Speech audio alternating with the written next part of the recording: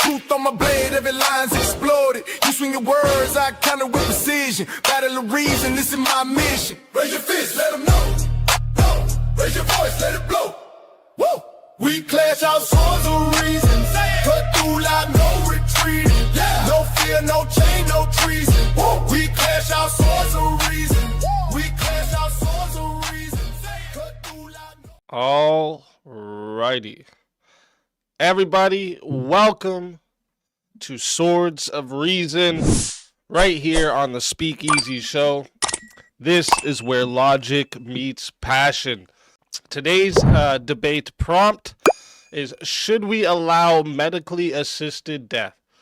All right, and now let's meet today's debaters. For the affirmative, we have the Vigilante TV, who streams mostly on Twitch, but also has a channel right here on YouTube, where he focuses on politics and gaming.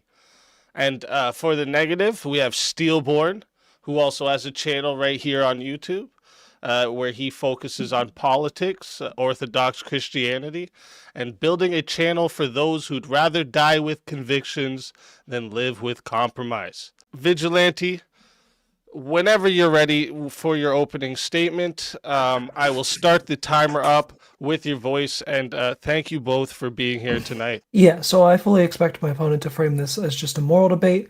I want to make that clear from the start. It's not just a moral issue. It's also empathy versus lack of empathy. We shouldn't have to hop grandma up on opioids in order for them to be able to make it so she can go out in peace. We shouldn't be forcing late-stage cancer patients who have been through the testing and treatments, and it's been determined that they can't be cured and will spend their last few weeks to last month or so in the hospital, bed in pain. We shouldn't be forcing these things upon people just because we want them to go out naturally. If somebody's going to suffer for the rest of their life with disorders like dementia, Alzheimer's, Parkinson's, ALS, epilepsy, osteoporosis, COPD, HIV, obviously cancer, etc., and no longer want to continue because of the pain and the issues that come with it, why should we require them to suffer the remainder of their life? Sure, most, if not all of those diseases are manageable, but none of them are curable. If somebody is suffering from an uncurable chronic illness and no longer wants to live because of it, yes, their family members will miss them. Death always sucks. But wanting them to fight through a life of suffering does not come from a place of love. It comes from a place of selfishness. 1 in 9 people over the age of 65 are affected by Alzheimer's. 1 in 3 people over the age of 85 are affected by Alzheimer's. Obviously, we know Alzheimer's. Most of us have probably had a family member with Alzheimer's. It both causes suffering on the part of the person with Alzheimer's because they can't remember things. It also causes suffering on the side of the family because of said family member not being able to remember things, not being able to remember their loved ones, not being able to remember the memories around their loved ones. Why should we make people live with things like this? Why should we be forcing people to live with debilitating illnesses? Why should we be forcing people to live when they can't take care of themselves? Why not allow them to opt out and end their own suffering? What moral justification actually displays that it is more moral to force people to suffer than to let them choose to end their suffering? Now I'll cede my time there. All right. Thank you for that opening statement, Vigilante. And with that, we're going to hand the mic over to Steelborn. Steelborn, whenever you're ready, I will start the timer up with your voice. Start out. I didn't actually really hear an argument there. All I heard was an emotional appeal to, well, people are suffering, so therefore we should help them off themselves. I'm really not sure what the argument was. Nothing really was, a coherent argument. But I actually have 6 arguments, and they're not moral arguments necessarily. They're actually logical and philosophical arguments against Made. There are contradictions within the position. To start with, in both law and medical ethics, no one can give valid consent under duress. Duress being defined as your free will is overridden by fear, pressure, or despair. That's why any contract signed under duress is void. And in medicine, informed consent requires 4 things. You have to be mentally competent, free from coercion, fully informed, and capable of rational decision making. If any of those conditions fail, the consent doesn't count. So here's the question: when someone's in unbearable pain or deep psychological despair, can they use their mental faculties? Or are they acting under the most powerful duress imaginable, the desperation to escape suffering? If despair invalidates consent in every other context, why does it suddenly validate consent when the outcome is death? So he's going to have to reconcile at least, hopefully all of them, but at the very least, maybe you can reconcile one of the 6 arguments.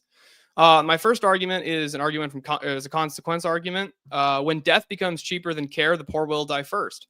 Not because they truly wanted to, but because society quietly told them that they were too expensive to keep alive. In Canada, MAID, medical assistance in dying, is now one of the top 5 causes of death, and not everyone asking for it is terminally ill. Some are applying because they can't afford housing or medical treatment. That's not compassion. That's systemic abandonment. Once MAID becomes normalized, healthcare economics change. Treating a chronic illness can cost hundreds or thousands of dollars. MAID costs a few $100. That's a dangerous incentive and a financial bias towards death. And who's most likely to choose that? Not the privileged, but the vulnerable. The disabled, the poor, the lonely, people who don't want to really die. They just can't afford to live. What looks like a choice becomes coercion by circumstance. My second argument is called the arbitrarity argument. When MAID was first introduced, we were told that it would be rare, a mercy for those at the very end. But once you accept that killing can be an act of compassion, the definition of compassion starts expanding. In Canada and elsewhere, MAID has already grown from terminal illness to include mental illness, disability, and even poverty-related suffering. Where do we draw the line here? There's a moral slope. It's a moral slope with no bottom. It all stems from one fatal flaw in the world, or in the idea at the very least, that life only has value when it's comfortable. If quality of life becomes the measure of human worth, then anyone deemed low quality becomes disposable. The moment we justify killing for mercy, we're given up to the belief that every life is sacred. We start deciding who deserves to live. My third argument is that this is the corruption of medicine.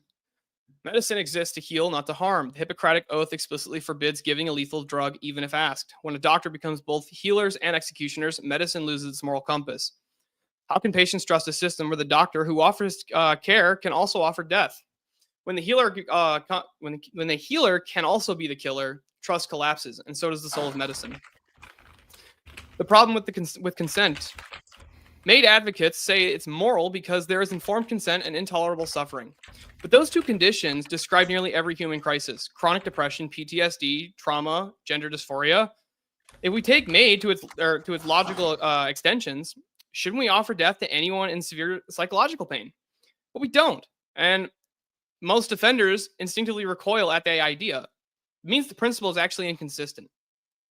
If consent and suffering are enough, then there are no boundaries. And if we add boundaries, then we've admitted something deeper than consent has to guide us. That some choices are wrong, even if they're freely made. The problem of pain is my 5th argument. Pain is subjective. There is no medical instrument that measures despair, no scan that quantifies hopelessness. That means the whole MAID system depends on self-reported suffering, something completely unfalsifiable. If someone says, I'm in intolerable pain, the doctor can't objectively falsify that. And by law, they're required to treat them. So what's to stop anyone from qualifying? Where do we draw the line between I have a bad splinter and a terminal illness? Between emotional pain and physical agony? There isn't one. Once intolerable suffering, which will be entirely subjective, becomes the threshold, the door is wide open. Either we accept all claims that I'm in intolerable pain, or we let the state decide whose pain is real enough. Both options are just going to be inconsistent and not going to work. The autonomy paradox.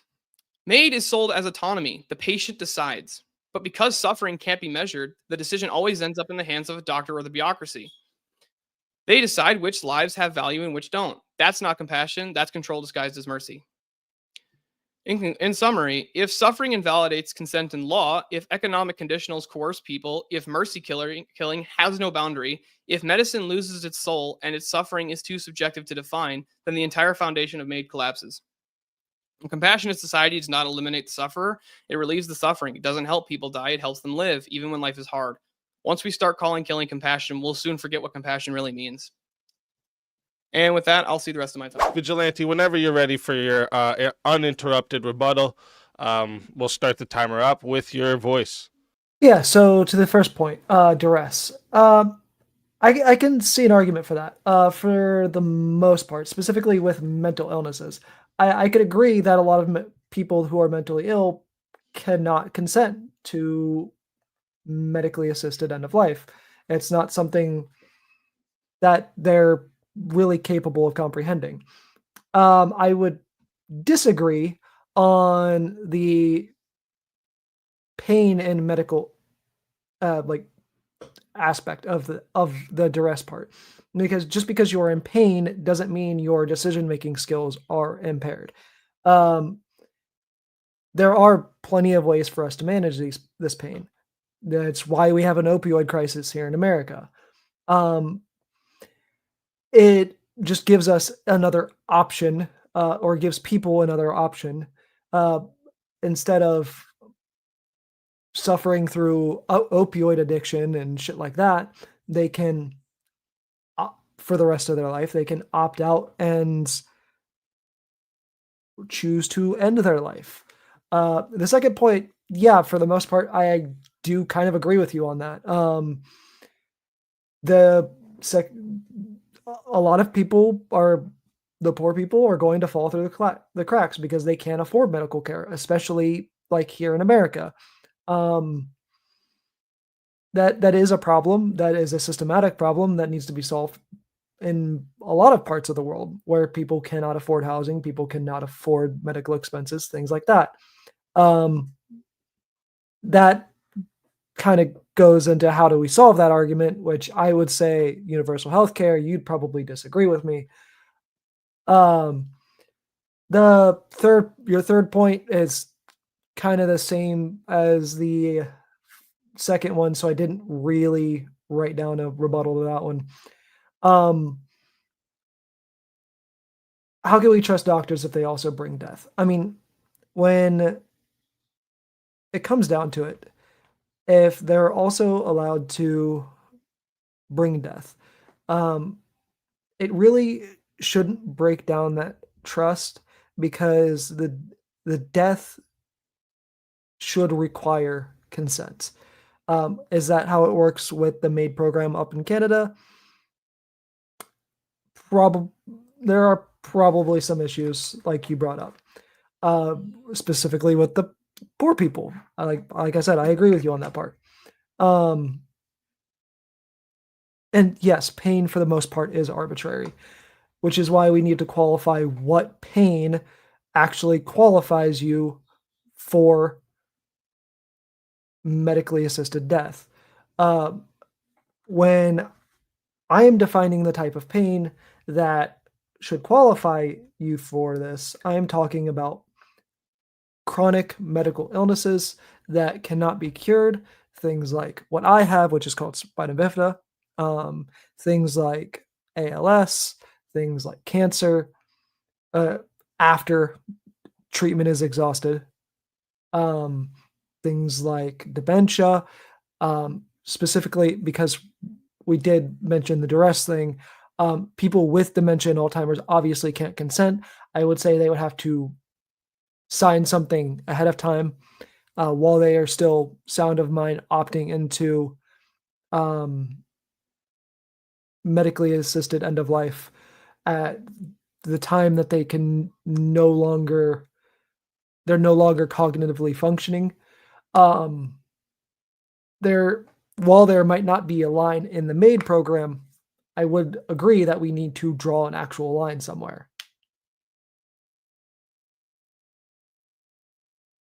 And time. That's all you wanted to say for your rebuttal? Yeah. Oh, okay.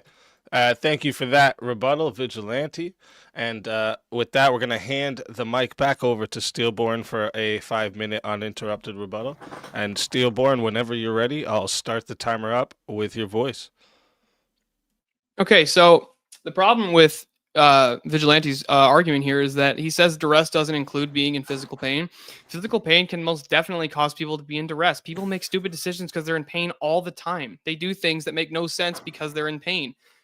That makes absolutely, you'd literally have to reject all of medical science at that point to say people don't make dumb decisions because they're in pain, or don't do things that are stupid because they're in pain. I would have to ask him a few questions. Well, I'll have to wait for the opening, or for the open dialogue for that. But I basically would have to ask: is suffering intrinsically bad? Like, I don't like you seem to have this like, we need to reduce the harm of these. We need to reduce harm. We need to end suffering. Suffering is bad. Well, if we need to reduce suffering, we shoof ban donuts because donuts cause harm because they make people overweight. Same with cigarettes, alcohol. Any of these things that cause at that, actually, with that logic, we should also ban cars because we lose 55,000 people a year to car accidents. He does agree with me on the economic problems that this could most definitely cause, and most definitely will cause, because it's really cheap to execute people. It can be way cheaper than treating them for cancers and stuff like that. No, universal healthcare is not going to work, because when you universalize it, it's just going to lower the quality of it. You can't force people to give, to basically give you their labor. You say that doctors being executioners that's not going to cause any kind of an issue there. It's like, well, aren't you going to have to deal with the problem of conflict of interest? What if the doctor thinks that MAID is the best option for you and you don't want it? Now the doctor has compromised his position and his role based on the Hippocratic Oath of not being allowed to give out lethal drugs. And now you're saying that the pain problem, we are going to have to draw a threshold there. Whatever threshold we draw is either going to be post hoc, so it's going to be no justification, or it's going to be arbitrary, so it's going to be without system. It's basically be, well, I feel like at this threshold of pain, then you can off yourself and we'll help you with that. But at this threshold, no, that's not going to happen. Well, pain is subjective. Like, you can't tell somebody they're not in the pain that they're in. There's no way to actually falsify that claim. I do agree with you that dementia patients wouldn't be able to consent to that, but they can't consent to anything legally. They have to have a They have to have a legal guardian of some kind. And I guess I'm gonna have to press the consent problem there, which is like, if somebody gives you consent to do thing X, that doesn't actually justify you doing thing X. So I guess I would have to ask you, let's say grandma puts it in her will that after she dies, she wants people to rent out her cadaver to do the dirty things that they want to do with it. She consented. Can you actually demonstrate what the problem with that would be? And with that, I'll yield the rest of my 5 minutes. Okay, that's it you wanted for your 5 minute? Yeah. All right. Awesome. Thank you for that. And with that, we are going to kick it over to the open hour. So this will be a open floor for the debaters to, cross-examine each other. With that, whoever wants to open up the open floor, I'll start the timer with your voice. And thank you both for being here tonight. Yeah, let's start with the consent issue. Can you actually tell me what would be wrong if grandma puts it in her will that she wants people to use her cadaver and have sex with it? I would say that there's moral issues when it comes to that. I mean, we all generally find necrophilia morally wrong. So therefore it is wrong? Or just because we say so? That doesn't follow. I mean, morality is subjective. So, I mean, I don't want to get into that argument necessarily because it's off topic, but no, I think that's definitely going to be on topic here about how you derive your morality. If it's the case that you think something's moral and I don't think it's moral, well, we have a conundrum there. How do we decide which one of us is right? You just say, well, everybody gets to make up their own morality and decide what your morality is, because we all get it from our common feelings, man. Morality, it kind of just, we all agree on what's bad and what's not, but we don't do that. As a matter of fact, the Taliban exists for a reason. They don't think that the things that we think are immoral are immoral. So that doesn't make any sense. Morality is, it's defined by, when we talk about collective morality, which is where we talk about things like what we're talking about now, I guess. And then also things like necrophilia, bestiality, blah, blah, blah.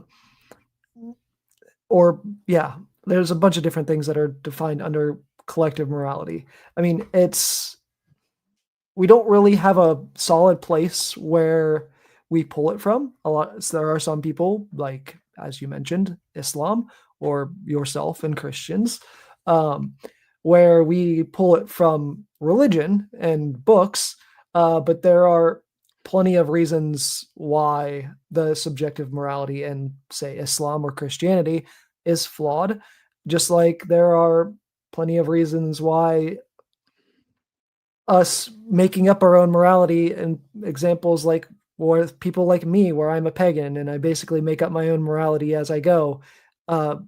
It's entirely subjective. Then the reason for that is as to why it becomes a problem is because we're humans, we're flawed, we're always going to be flawed. Why is that immoral? I mean, like I said, I go off of collective morality. It's something that we've collectively decided that it's bad because people say it's bad. It's something that we've collectively decided is bad. Okay, so therefore it is bad, right? Correct. For the most part, yes, correct. Okay, well, you realize that that's just a fallacious argument from the argument ad populum, right? It doesn't actually follow that because society says it's bad, therefore it's inherently immoral. Speeding's not immoral, even though society says it's bad to do. I mean, for the most part, I would agree with you on that. Okay, so why is having sex with grandma's cadaver, she consented to it, why is that bad?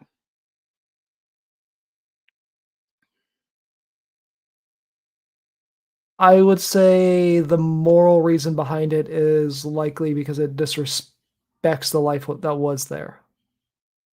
That's not a person anymore, dude. That's literally just flesh at that point. So I don't see how the person doesn't exist anymore. That person's gone. I don't see how that's still a problem though. That doesn't even demonstrate I'm trying to figure out what principle are you working off here? Harm principle? I'm really trying to figure it out here. I mean, generally speaking, like with like I said, this line of questioning is off topic. Like, there's not really a principle that I can think of that would really define why necrophilia in particular is bad. But like when so is there anything wrong with people using grandma's cadaver? I mean, other than it just goes against your preference. Like, can you actually give me a reason, or is you just don't prefer that they do that? I mean, I don't have a specific reason as to why I think necrophilia is wrong other than collective morality. That tells me nothing. You think it's bad because everybody else thinks it's bad? What does that have to do with anything? Like I said, society there's no, like, even if we like reference religion, there is no reason in religion why necrophilia is wrong. Yeah, there is, because God says don't fucking do that. Where in the fucking Bible does he say don't fuck a corpse? I'm sorry. Who are you allowed to have sex with according to Christians? According to Christians or according to the Bible? Because the Bible. Let's go with Christianity. Okay, according to the Bible, the only thing it says specifically not to have sex with is children. No, it actually doesn't. Paul tells us. Paul. I'm not going to Levitical law. I'm going to the New Testament. And this is going to get onto my personal opinion. I don't think we should follow fucking anything that Paul says. He didn't know Jesus. Great. He's fucking irrelevant. Hold on. He's fucking irrelevant. He was a Pharisee who took Paul, one of the saints of both the Orthodox and the Catholic Church, is irrelevant to what Christians decided or what Christians think is moral. Great argument. Yeah. Dude. And Karl Marx has nothing to do with Marxism, right? He's irrelevant. So Paul's word is better than Jesus's then? Paul is giving us the words of Jesus. He tells us the commandments of Christ. Yes, he does. He was one of the apostles. He didn't even know Christ. He didn't even know Christ. The apostle Paul didn't know Christ. The apostle Paul, the one who wrote the majority of the New Testament, did not know Christ. He didn't become a Christian until after Christ's death. He was an apostle who killed Christians, who saw an opportunity to rise to power, I'm sorry, real quick. Do Christians hold St. Paul in high regard? Do they listen to what he says? Do we follow his teachings in the book of Corinthians? Yes, the Christians do. It's actually one of the Okay, reasons great. So why who do I Christians say stopped. that you can have sex with according to Paul? Fucking a man and a woman, even though. Yes, your husband or wife, depending on what your sex is. So if that's the case, does that include dead people? Because from our position, that's not a person anymore. Are we allowed to fuck objects? If you want to go off that morality, yes, if it's your wife. No, that's not a person anymore. Her soul has left her body. That's not a person anymore. But not only that, even if it was, that doesn't mean that actually doesn't refute that Christians saying other people can't have sex with your dead wife that doesn't actually follow that, that the Christians are inconsistent on that position.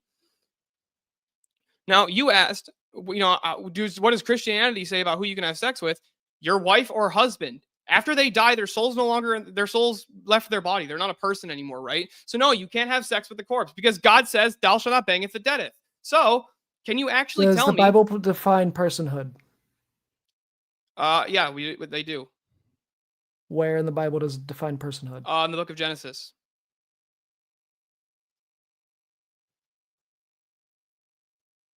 In the book of Genesis. Man being made in the imago Dei, the image of God. We believe we have a soul. That's like really important to Christianity.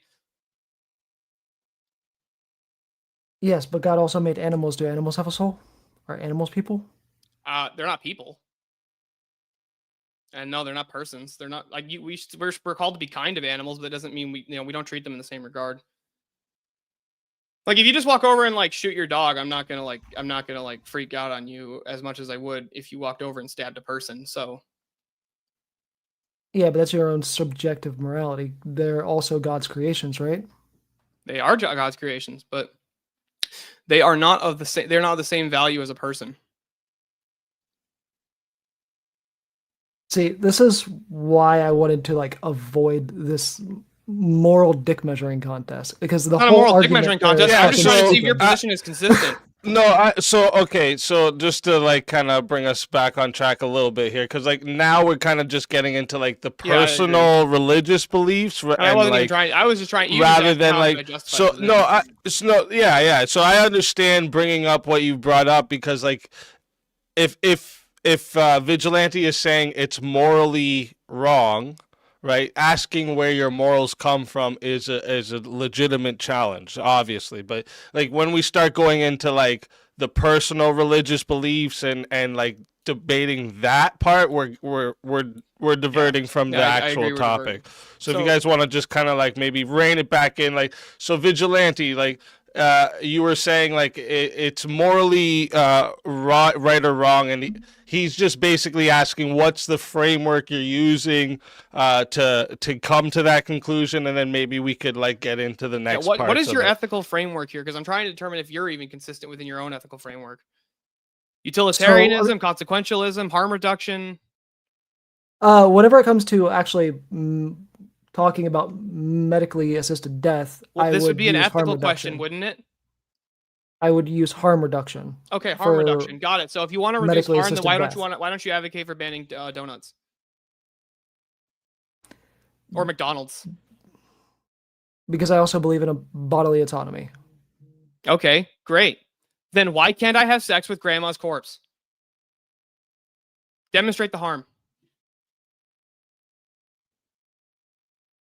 I mean, technically speaking, there is no harm whenever it comes down to that, but we still collectively, morally define that as wrong. Great. So there's nothing wrong with me having sex with grandma's corpse other than it's against your preferences? Other than it being illegal, technically speaking, no. Okay, got it. So it's okay to have sex with grandma's corpse. Well, I mean, I guess if you can justify that, you can justify killing somebody because they said their toe hurts. No, because we're okay. I've defined a pain threshold. Whenever I'm talking about the pain threshold for ending life, I'm talking about a physical pain that is debilitating that will require you to be in something like hospice or being taken care of by another person for the rest of your life. Things like, what was the list I even had up? Dementia, ALS, Alzheimer's. Yeah, ALS, Alzheimer's, osteoporosis, COPD, things like that, where you can't take care of yourself and it's debilitating and you cannot live a normal life. Okay, got it. So people with Down syndrome. Yeah, I would agree with that. So we should just off them.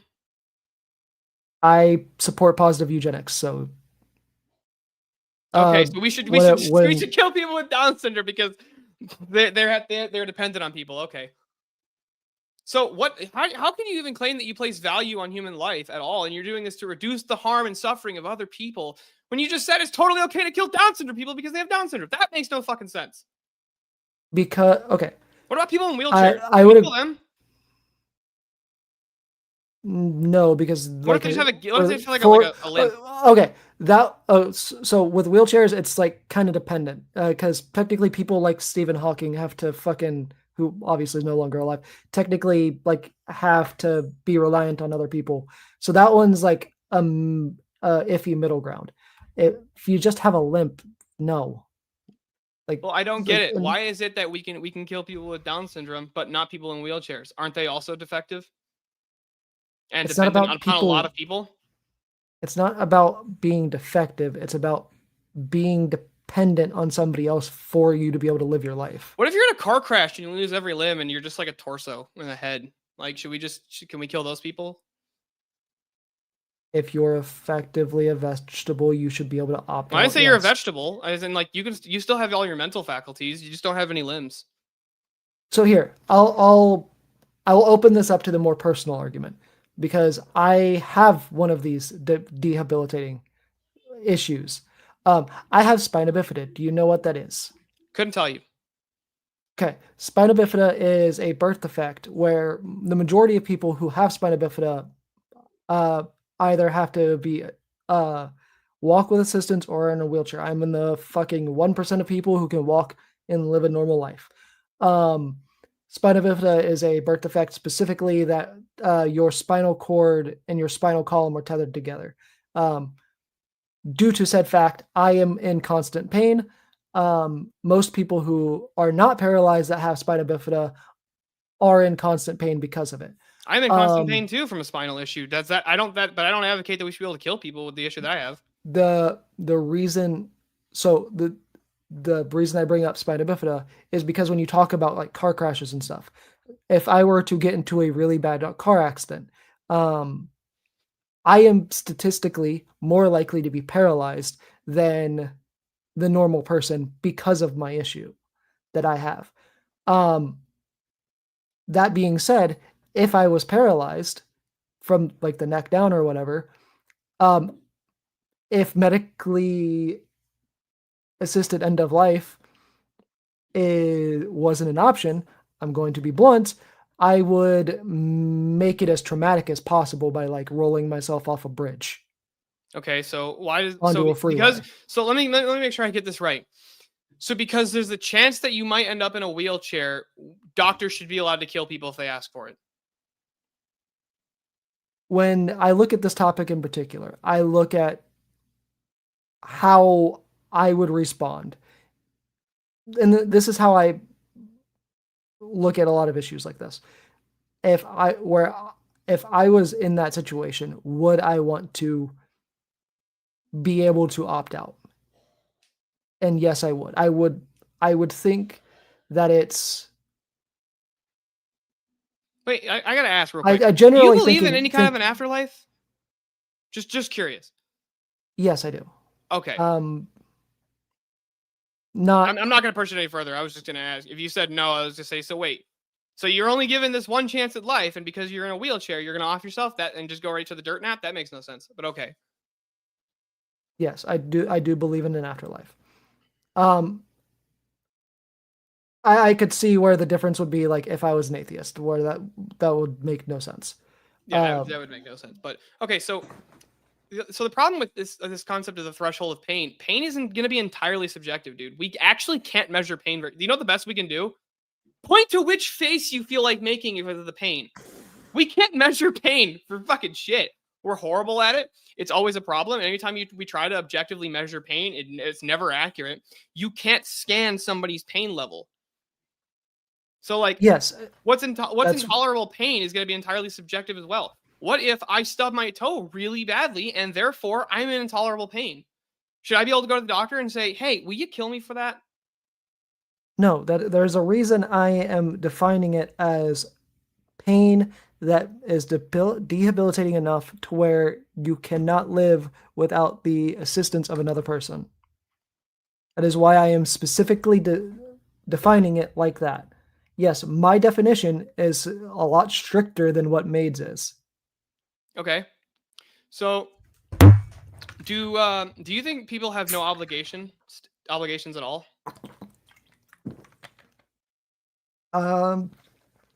Generally speaking, I wouldn't say that we really have any moral obligations now. We have no duties. Okay. So you don't think that like if they can, parents actually have an obligation to take care of their children or feed them? I don't think there is a obligation there. I think we do it because it's the right thing to do. Then it would be should you do the right thing? You should do the right thing. Therefore, but therefore we have an obligation to do the right thing. No, Okay. because doing the right thing is optional.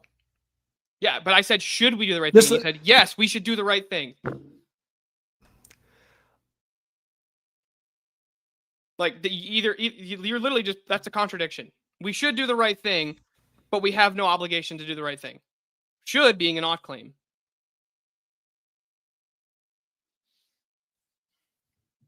Just because we should do something doesn't mean we have to do it.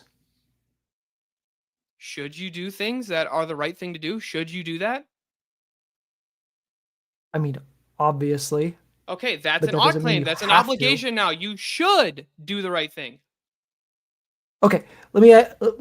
So, because this is a viral topic right now, let me ask you this: do churches have an obligation to help people who are in need? Yeah, I would say they would have an obligation to do so. So, what about the one chick who's going around calling churches, pretending to have a baby, needing formula, and the churches are not helping them? Are they failing that obligation? It doesn't say how you have to help people. They just have an obligation to help people. That's going to be up to the church's discretion as to how they help people.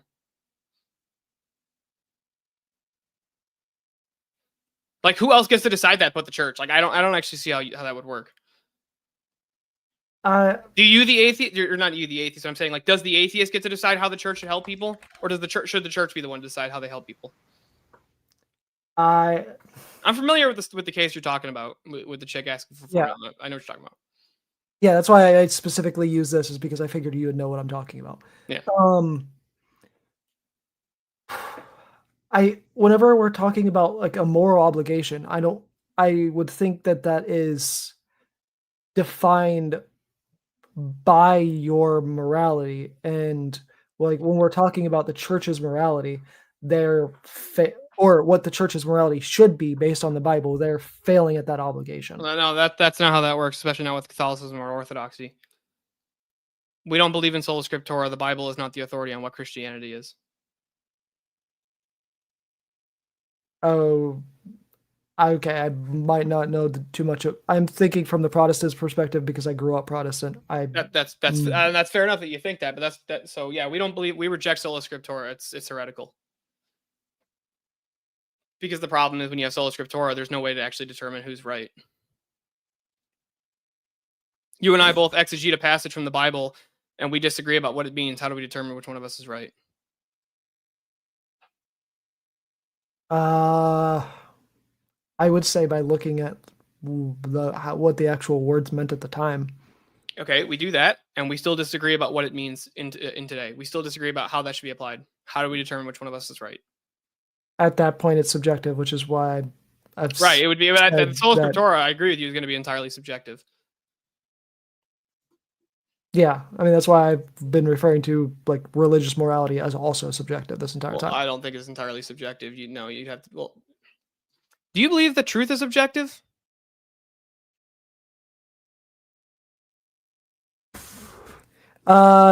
Facts are something that is used to create an opinion on truth, but truth is generally subjective. Okay, hold on. Do you know what the difference between objective and subjective is? Yes, subjective is something that everybody decides for themselves. Objective is something that is just generally true. No. So I- objective is not dependent upon a mind. Subjective is mind dependent. So like, does the tree That's a exist? more technical way to it. Well, yeah, but does the That's tree a exist more if there's technical way no to if there's find no if there's no mind there to look at it? Does the tree still exist? Yes. Okay, so the tree exists in objective morality or objective or exists in objective reality. Yeah, I mean, I guess to a degree there are some things that are objective when we talk about like Like, what about the laws of logic? Are law- those objective? I was going to say the laws of physics are objective. That's true. Those I- are objective. Laws of logic. I've never heard the term laws of logic before. There's three laws of logic: the law of identity, non-contradiction, and excluded middle. The tree being the tree, even if there's no minds there, that's a demonstration of the law of identity. The tree is only ever what it is.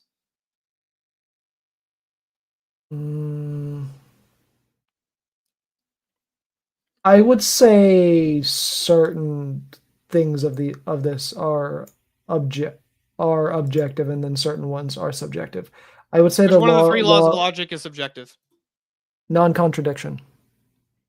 A proposition or its negation is true. So, Or no, my mistake. Either a proposition is true or it's false. I'm actually working that wrong. No, two contradicting statements can't be true at the same time. That's the law of non-contradiction. Yes, but that's when we get into the argument of like, so there's certain topics that we talk about in like there's a reason why I said that one is subjective. At sea level, water boils at 212 degrees. Is that true? Hold on, but okay. Yes. Okay, and you say it's false, and I say it's true. understand. Either one of us is right, or we're both wrong, but we can't both be right. We're making contradicting claims. That's the law of non-contradiction demonstrated. Okay. I was also going to bring up so like when we talk about crime statistics are something that they objectively point to something, obviously, but everybody disagrees on so the one thing that's usually argued between the left and the right whenever it comes to crime statistics is the 30-50 argument. The 30-50 argument? The 30% of the population create. You mean the 1350 argument? Or yeah, 1350. Yeah. That argument is. Okay, so hold on. The right claims that it's I'll just agree with you. The right says that it's true. The left says that it's not true, right? Yes. Okay, so either one of them is right or they're both wrong, but they can't both be right because they're making contradicting claims. The reason that argument is the reason I'm stating that is subjective is because that is only based off of one, people who are caught, two, people who are actually prosecuted. I'll just grant all of this, but either it's true or it's not. It can't be somewhere in the it either is true or it's not true. Okay, so if I say it is true and you say it's not true, now we're contradicting each other. Either one of us is right or we're both wrong, but we can't both be right making contradicting claims.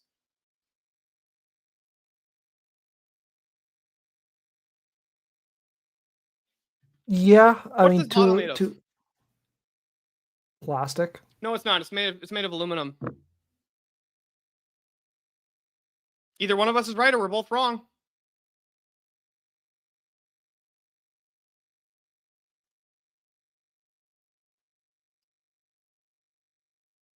I mean, I guess I get your point with this one.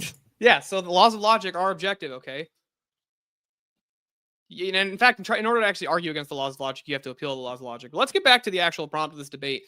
So when you're saying that, so consent is what matters here, right? Consent is what matters, yes. Okay, so can you actually, so if somebody just gives you consent to do something, are you justified in doing it? I would say as long as it affects your body generally, your own living body, generally speaking, yes. Okay, So if somebody walks up to you and says, "I want you to stab me in the eyeballs," is that okay for you to do just because they said it's okay? I mean, yeah. I mean, for the most part, you're not gonna even get charges pressed. You might want to get that in writing. Like, Oh well, there's no there's no depend. punishment there. And what if they're schizophrenic? Uh, then the whole under duress thing would apply because What if they they just have depression? can't consent. Can people with depression Um, consent? Yes, people with depression can consent. So if somebody with depression walks up to you and goes, "Hey, I just want you to cut my right arm off because it makes me really sad when I look at it." Should you do that? I would say, generally speaking, we shouldn't, but you could. Yeah, I know that you could do it. I'm saying, should you do it? Should you? No. Why shouldn't you do it? They gave their consent. I don't see what the problem is there.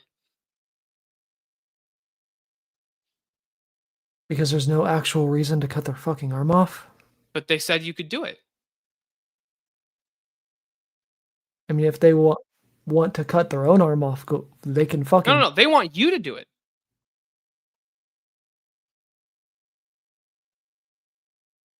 I mean, like I said, there's no reason to do it other than them wanting you to do it. Generally, Great. Okay, great. So if that's the standard, okay. So if I walk up to a doctor and say, "Doctor, I have intolerable pain. I have pancreatic cancer and I want you to kill me." Is the doctor now justified doing that just because I said he should, just because I asked him to? And I said it was okay for him to do. as long as it is verifiable that you have and you've gone through the tests and stuff, yes, they should be able to opt you out of life. I didn't say should they be able to. I said should they do it. That would be up to the doctor's morality, but yes. Okay. So doctors should just do whatever I ask them to do.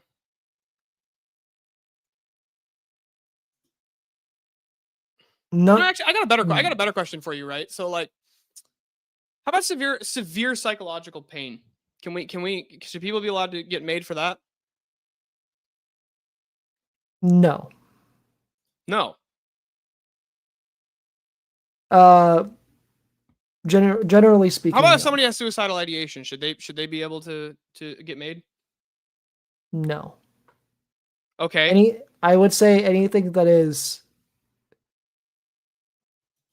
whenever it comes to psychological issues, I would say anything that is manageable to where you can live a life unassisted, you should not be able to get made for that.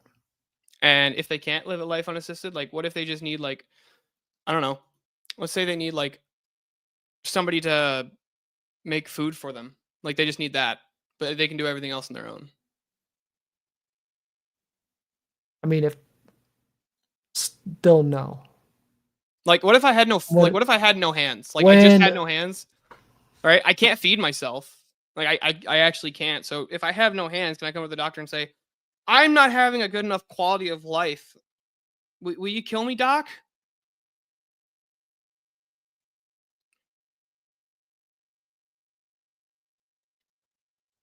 No, because we have technology now that where you can get robotic arms and stuff. And if I can't do that because I can't afford it. That's why I support universal healthcare. Yeah, that's not. Hey, That's not gonna fix that problem, but okay. No, yeah, no, it does. Oh, okay.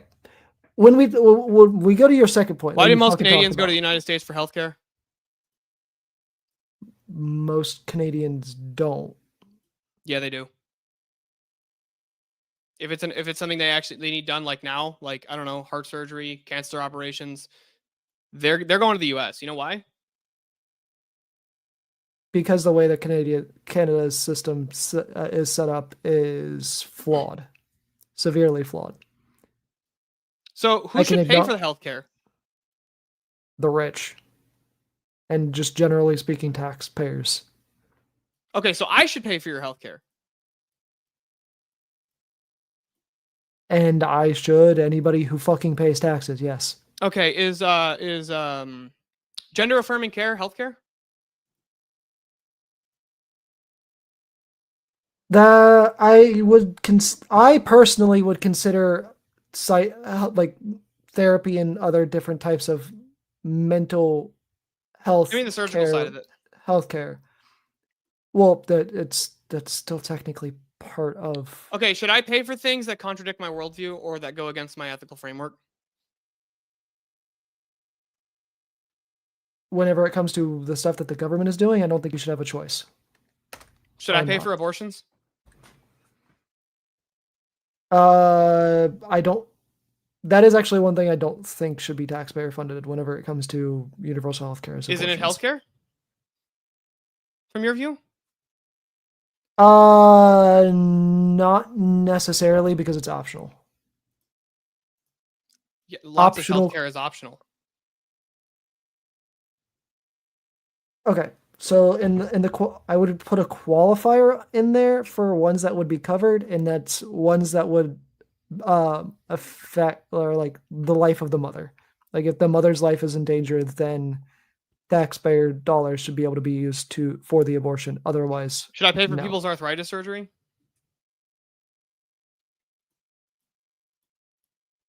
To cure their pain? I mean, that's a medical procedure. It doesn't cure it. Most of the time, it just makes it less. It makes it more manageable. But how about if somebody has severe arthritis? Can they go get made for that? No, I mean, unless they're at the point of arthritis where, they cannot do anything unassisted, then no. See, I think I'm the one here who actually values human life and thinks that we ought to actually just assist the people who need assistance, not fucking kill them for it. Like, how about somebody with ankylosing spondylitis? Should we off them, or should we help them? Let's go to the second point you brought up, the economic argument, because that affects both sides of our argument. When you say you want to be able to help people, if you don't support universal healthcare, that help comes with a price. How should we help people if they have to pay for it and they can't afford it? It's going to come with a price. It's just going to come out of my pocket, opposed to coming out of the pocket. Their pocket. Yeah, it should come out of. I think if somebody wants help, it doesn't come out of their pocket, because if you think it comes out of when you go for healthcare, when you have private health insurance, if you think it comes out of your own pocket, you don't understand how private healthcare works, because it goes into a fucking. If you don't have insurance, goes into a fucking. If you don't have insurance, then that gets covered by taxpayer dollars, already, for the most part. Yeah, and since we implemented that program, what's happened to the prices of medical care? Generally speaking, it's actually gone down. No, it's fucking skyrocketed. Everything is skyrocketed in medical care. That's why everybody's going, we need universal health care. And at any point, anybody in this country can go and see a doctor. They can't refuse them service. They actually can't refuse to treat people. Why do you want to universalize that? Can you actually tell me any system where the government steps in and takes over the program and it gets better? It gets more efficient? Here in the United States, no. Other places, right, and you want the fucking government to be taking care of medical care. That makes no fucking sense. The whole reason why a lot of the stuff doesn't work in the United States is because of the same reason why the fucking Great Britain universal healthcare system has failed, and it's because the Republican Party here in the United States comes in afterward and then fucking defunds it and then expects it to work the same way that it normally would. Just like the fucking Conservative Party in Great Britain defunded the NHS and then they expect it to continue to work the same as it did. I still don't see where okay, even if that's the case, you still haven't explained how you agree with me that every time the government takes over anything, it gets less efficient and costs more. And you want the government to be regulating or be taking care of healthcare. Do they spend our taxes wisely now? No, because then why do you want them to take over healthcare? That makes no fucking sense.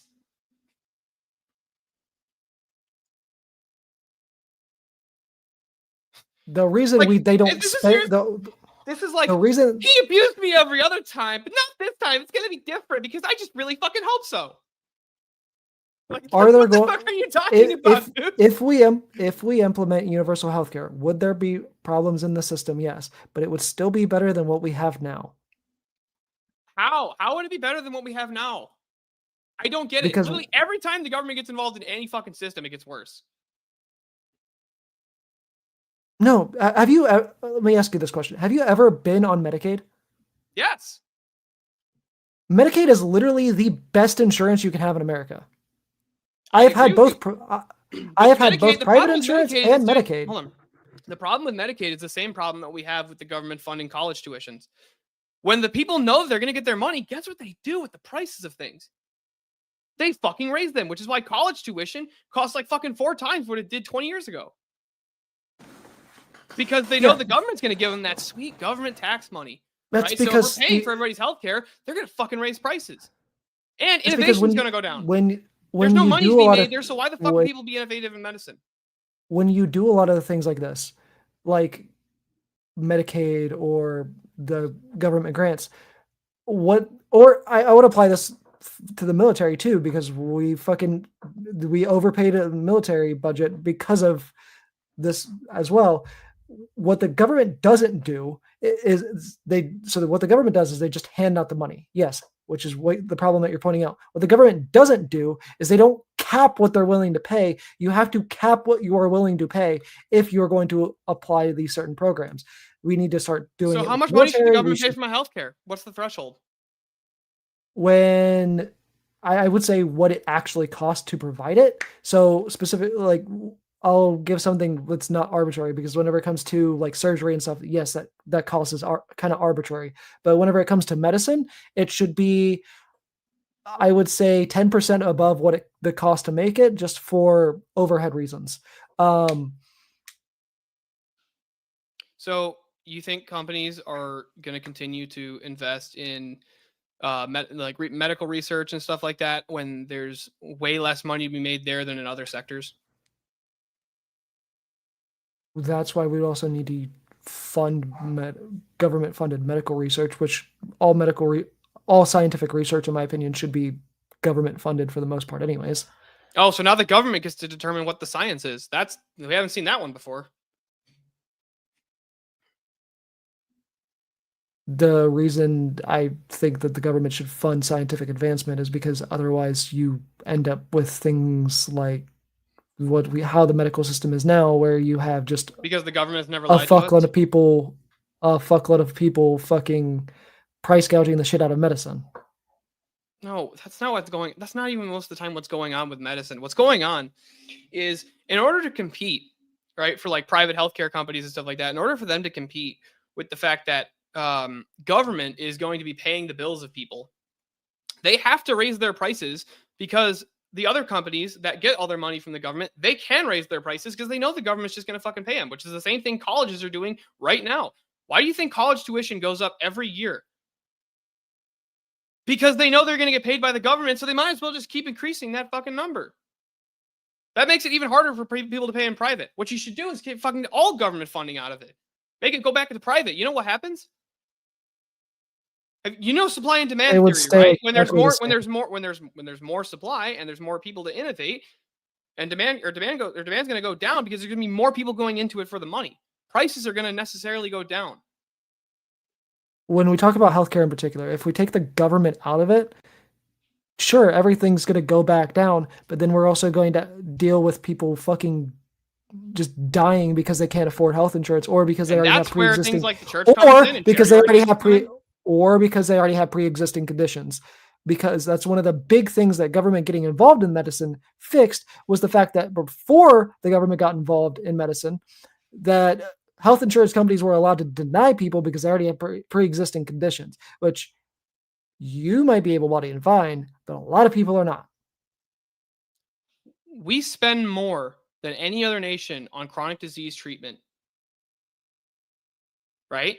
And that's all being funded by the government through Medicaid, through these chronic diseases, which are most of the time easily reversible if people just have a lifestyle change. Chronic diseases are not easily reversible. Depending on the chronic disease, they absolutely are. Certain ones, like diabetes. Like diabetes Right. is the only one that I can think of that is reversible at all. And that's only if you have type 2 diabetes.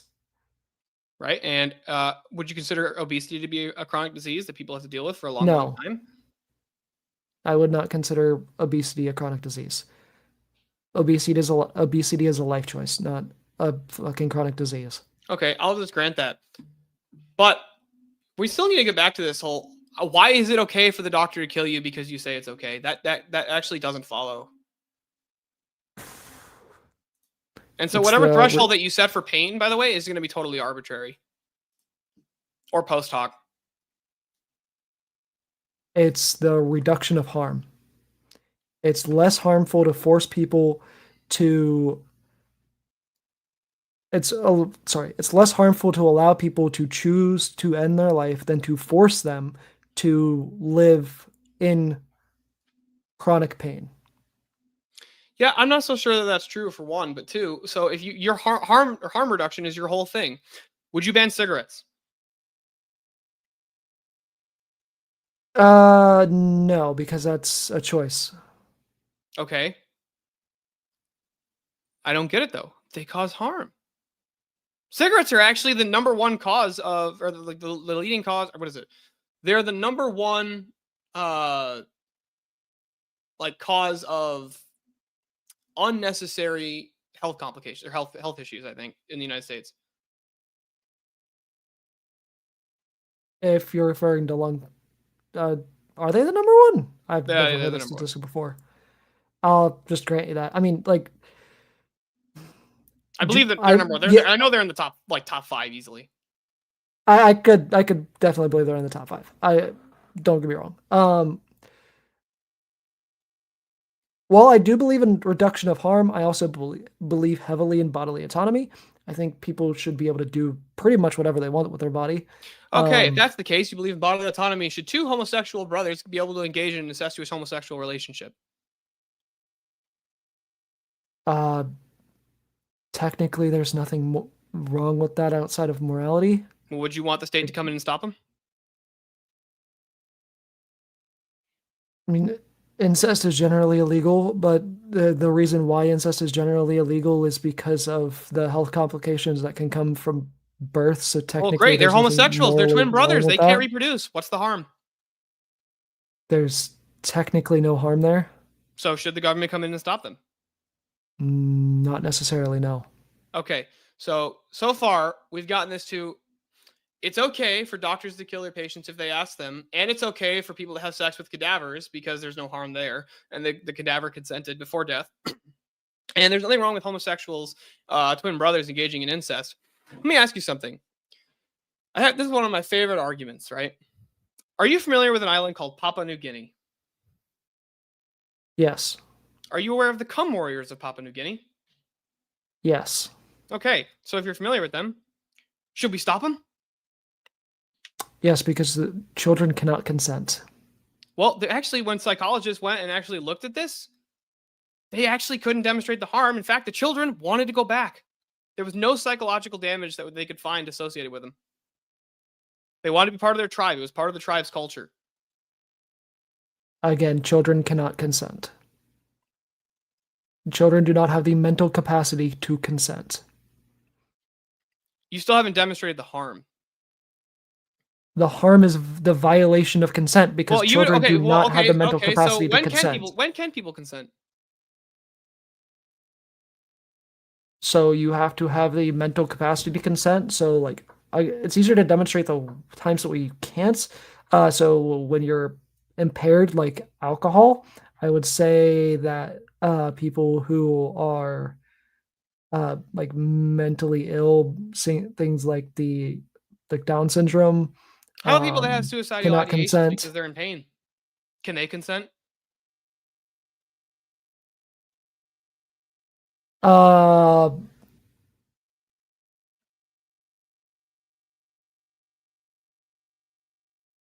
would say they could consent to being medically unalived. Yes. What can they consent? What can't they consent to? I mean, suicidal ideations doesn't mean you cannot consent. I'm sorry. If somebody is suffering from suicidal ideations, are they allowed to make decisions for themselves anymore? Or do we put them in a fucking mental hospital? We don't put them in a mental hospital. No. We don't? Mm, I'm sorry, can you explain what a 72-hour psychiatric hold is? it's a okay, we put them in a fucking mental hospital for 72 hours, but then they're fucking allowed to leave. That's not actually putting them in a mental hospital. Okay. Why do we put them in a psychiatric hold? To attempt to prevent them from killing themselves, which is not as effective as it would seem, because suicidal ideations last for Let me ask you longer something. than 72 hours. If you let's say you had like, your 18-year-old son comes to you, right? And he puts a pew pew right to his head, and he's like, I'm gonna fucking do it because I'm in pain. Are you gonna try and stop him?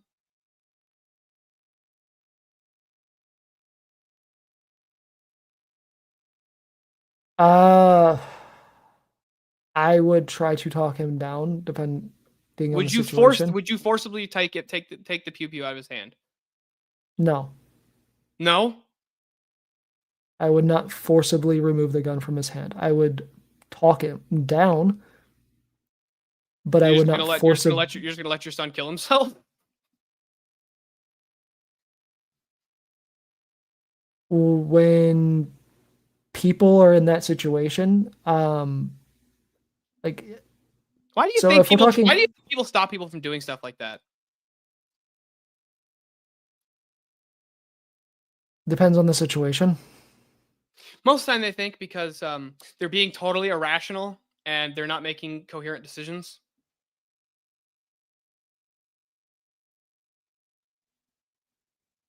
Sometimes, I would agree with I would that. say that's the Sometimes, majority of the time.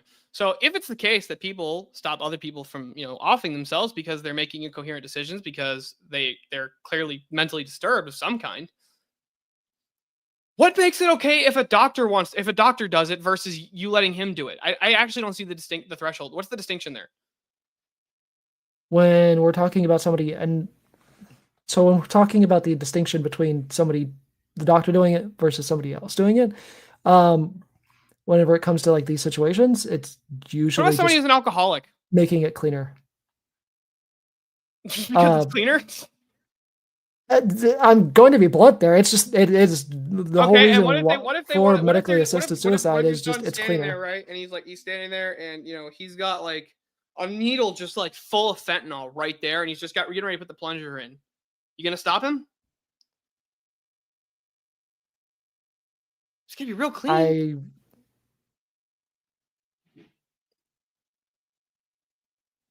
Whenever it comes to drug use, I think people should be able to do whatever the fuck they want. No. They're not a drug user. They're just about to inject themselves with an intentionally lethal dose of fentanyl. Are you going to stop them? No. And how about your best friend? You gonna stop them?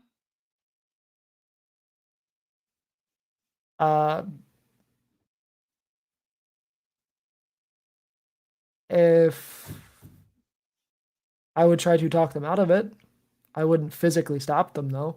Okay, so some friend you should let your fucking best friend kill himself. I don't understand. This position is totally inconsistent and incoherent. You're just like, well, I think doctors should be able to kill patients who are in pain because they asked them to. And it's like, well, that doesn't tell us anything. Like, so what should doctors?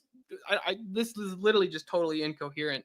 You haven't actually made any kind of a justification for it. Just, I think people suffering bad, therefore they should be able to kill themselves.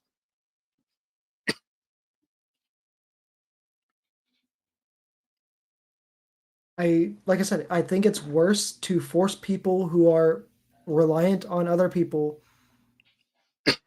to have to live and suffer than to let them choose to end their own suffering. Yeah, I'm not sure that's really what it is though, because people what if they weren't in like pain that was going to be lifelong, but to them it was just so unbearable they just didn't want to go through it at all.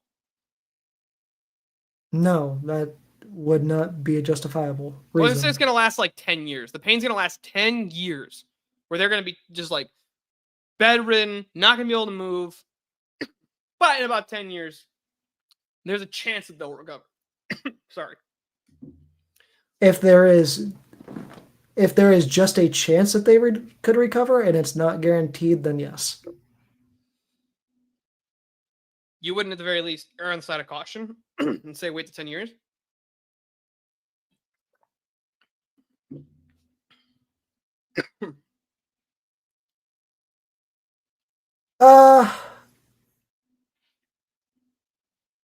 No, because then that'd be forcing suffering for an arbitrary reason because of an outcome that is not guaranteed. Well, right, but offing them because they want to, because they're in pain, is arbitrary.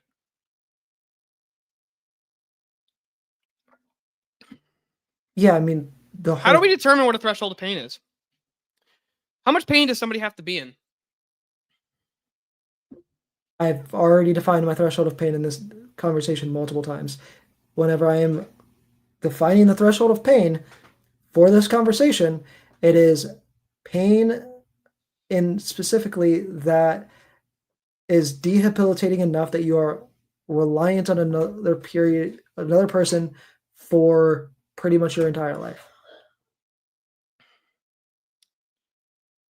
Should we force people to do it?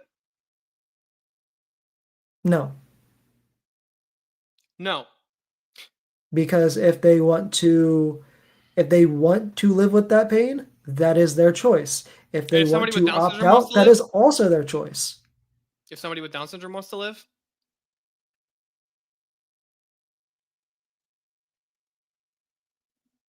When we're talking about Down syndrome in this case, are we talking about the physical Down syndrome, or are we talking about what most people think of whenever we refer to mental retardation or Down syndrome? Yeah, when we refer to people with just people with Down syndrome. I mean, not all forms of Down syndrome are the general idea that people have when they think of somebody with Down syndrome. Like they can talk, but they're just kind of like mentally impaired. Like, they're not going to really mature. I would technically say that one's up to the caregiver because they can't consent. Mm-hmm. Okay, got it.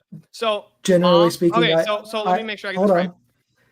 Like generally speaking, I also support positive eugenics, so I wouldn't necessarily think that situation should even be able to progress to that point where the parent would have to make that decision. Mom and dad are going down the road, right? They got Junior, 5-year-old Junior in the back seat, and they drive off a bridge. Mom and dad are fine. Junior's basically going to be stuck mentally 5 for the rest of his life. Should mom and dad get to decide if he's killed? Yes. They should be the ones to decide that.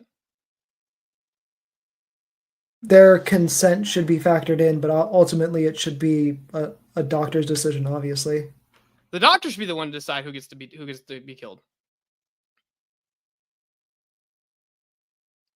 I mean, the consent technically is on both parties. It's on the doctor to fucking actually end the life, so the doctor's consent matters as well. Which is why I don't think we should force all doctors to be able to have to do this. It would only be ones that are willing to do it. Yeah. So basically your whole argument here is that people who want to do mercy killings should. What if the doctor has a different opinion on what mercy killing is?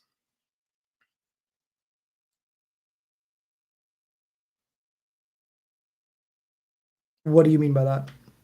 Well, let's just say that the doctor has an arbitrary standard where he says that people with ADHD are going to have, debilitating conditions like that, where they're not going to be like everybody else, and they're really going to struggle in life. And so if somebody with ADHD just wants to off themselves, isn't that the most merciful? Or how about dyslexia? Somebody with dyslexia, that's going to really have problems, even up into your adult life, right?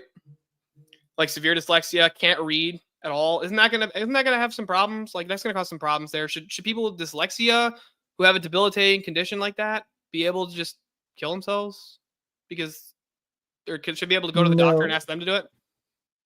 No, because that dyslexia is not something debilitating enough to where you'd have to rely on somebody else to do everything in your life for your entire life. I don't know, driving, taxes. Yeah, those are certain aspects of life, but it's not something that will make your entire life debilitating. It's two different things. When I am referring to this, I am referring to things that would make your entire life debilitating. That is why I've conceded on Okay, Down so if somebody's syndrome. in a That's wheelchair, why that like they're double amputee right below the knees, right? And they go to the doctor and just go, I'm not in physical pain, doc, but I just can't take it anymore. they can still, to a degree, live a decent life. So no, Well, who's deciding what degree of quality of life should be the one to decide whether or not you should be able to kill yourself? they're not. Again, it goes back to my original standard, which is they have to rely on somebody else to do every aspect of their life. Or not even every aspect, the majority aspect of their life. A double amputee would not qualify for that standard. I'm just trying to figure out. You're basically just saying that I have this arbitrary standard of people who are people who are entirely dependent on others should be able to go to the doctor and ask them to off themselves, or people who are in chronic intolerable pain. People who are in chronic intolerable pain to an extent where they have to rely on others, yes. The whole caveat with this is having to rely on others to have a decent quality of living or to be able to function in society or life. So like if you cannot work, What's the age for this? What's the minimum age, or what's the maximum, or the minimum age where somebody can do this? I would say 18. Okay, 18. I would say 18 because that's when we legally consider somebody an adult and allowed to make their own decisions. If we want to go off of cognitive standards, and obviously we would want to say 25 because it's when the brain's fully developed. But we've societally decided when somebody is an adult is 18. So okay, and how about the contradiction in the Hippocratic Oath?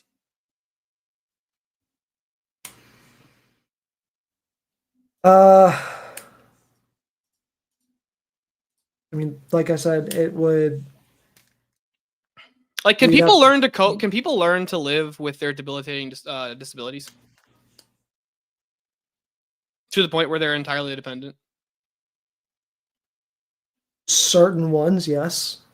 I mean, wouldn't every one of them technically it would be possible that they could?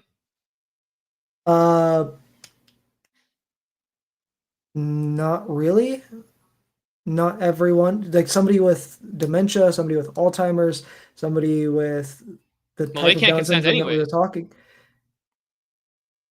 Yes, but like I said, with dementia and Alzheimer's specifically, they would. You don't see that as being a problem though, where if like somebody doesn't want to deal with their Alzheimer's parent anymore, like my dad, he's no, because crazy. I already qualified this at the beginning, where it would need to be something where they consent to it ahead of time before they are cognitively impaired.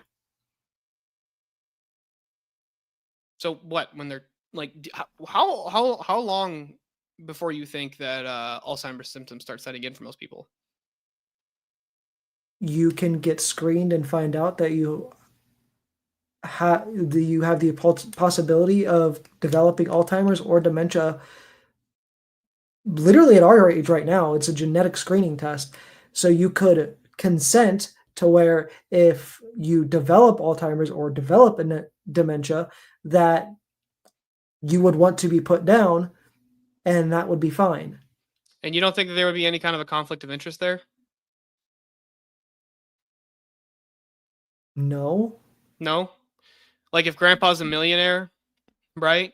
And he put it in his will that he wants to be offed, if he starts showing signs of dementia. But now when he's, showing the signs of dementia and he goes, I don't want you to fucking kill me. I'll let you answer that if you want to answer that before we get into closings. at that point he would no longer because he's got dementia, he would no longer cognitively be able to fucking make that decision. So he already made Well, that you know that decision people with prior. Alzheimer's and dementia do actually have moments of rationality and All right. clarity. All right, we're gonna stop it there because that's the hour wrapped up for the open floor. We're gonna get into closing statement. With that being said, Vigilante, you're gonna be first for the closing statements, so that will give Steelborn the last word. So whenever you're ready, Vigilante, I will start the timer up with your voice. And again, thank you both for coming out tonight and giving us the debate. Kind of as I said, this pretty much just ended up being a conversation about morality and trying to define whether or not this is moral. But as I said in the beginning, this is more of an empathetic issue than a moral issue. It's do you have empathy for people who are suffering to want to allow them to end their suffering? It's not a moral question of why is this morally justifiable. I mean, obviously your own morals come into this on whether or not you should do it, whether or not you should be the one injecting the person, because it's an injection. It's unfortunately moral discussions like this, whenever it comes down to it, or empathy-based discussions when it comes down to it, are kind of arbitrary. They're hard to draw lines. You have to know each other's specific type of morality in order to actively fight the conversation. Which is why a lot of this debate was centered around Steelborn trying to figure out where I draw my morality from.